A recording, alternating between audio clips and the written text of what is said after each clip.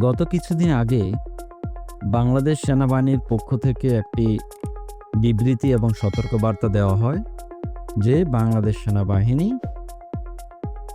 কোনো রকমের মব এবং মুক্তিযোদ্ধাদের উপর আক্রমণ মেনে নেবে না।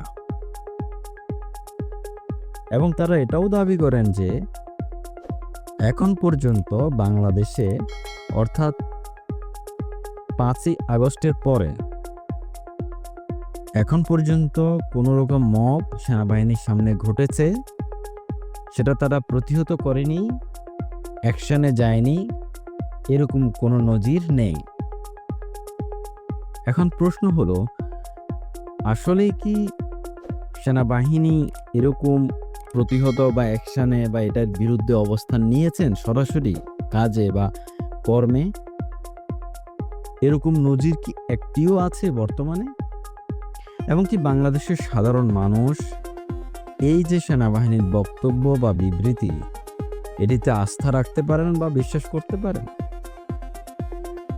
সেনাবাহিনীর সামনে কি মুক্তিযোদ্ধাদেরকে পেটানো হয়নি, জুতার মালা দেওয়া হয়নি, আহত করা হয়নি, জুতা দিয়ে পিটানো হয়নি, মানুষ হত্যা করা হয়নি, 32-এর বাড়ি ভাঙা হয়নি? সেটা নাও বাদই দিলাম যে শেখ মুজিবুর রহমান খুব খারাপ মানুষ ছিলেন, তার বাড়ি ভাঙাই যায়, এটা কোনো বিষয় না। এছাড়াও যে শত শত হাজারে হাজারে মব দেশে, দেশের বাহিরে, দেশের ভিতরে বিভিন্ন জেলায় ঘটেছে, এগুলোর বিরুদ্ধে ন্যূনতম একটি কোনো উদাহরণ আছে?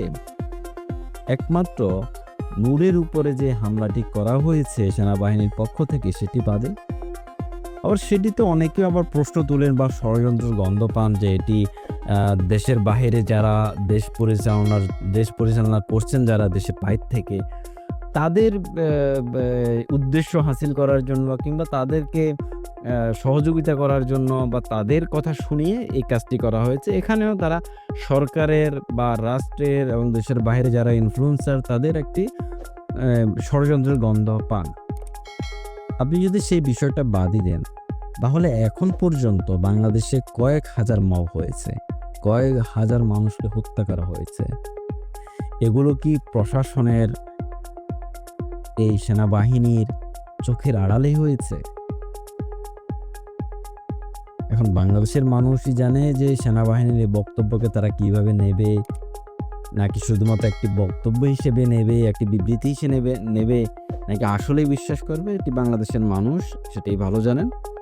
তবে এটুকু তো বলাই যায়, বাংলাদেশ সেনাবাহিনীর প্রতি যে যেমন করে বক্তব্য দিচ্ছেন, কথা বলছেন, ঘৃণা ছড়াচ্ছেন, বিশ্রীভাবে কথা বলছেন, বীভৎসভাবে কথা বলছেন, সেনাবাহিনী ক্যান্টনমেন্টের ইট খুলে নিয়ে আসবেন, তাদেরকে যা ইচ্ছে তাই বলা যায়। এটি এই গত কয়েক মাসে বা এই 5ই আগস্টের পরে গত 1 বছরে স্পষ্ট করে বোঝা গেল যে বাংলাদেশ সেনাবাহিনীকে ইচ্ছে মতো গালিগালাজ করা যায়, কথা বলা যায়, বীভৎসভাবে, উলঙ্গভাবে তাদের প্রতি আক্রমণ করা যায়। এটি সাধারণ মানুষ বুঝে গেছে, জেনে গেছে। এটির যে প্রতিক্রিয়া বা এটির বিরুদ্ধে সেনাবাহিনীর যে অবস্থান, সেটি সেনাবাহিনীকেই প্রমাণ করতে হবে। শুধুমাত্র বিবৃতি দিয়ে বা কথা বলে, কথার ফুলঝুরি ছড়িয়ে তো আর মানুষের মন পাওয়া যায় না। এটার যে তারা যে কথা বলেন, সেই কথাগুলোর তারা প্রমাণ দিতে হবে।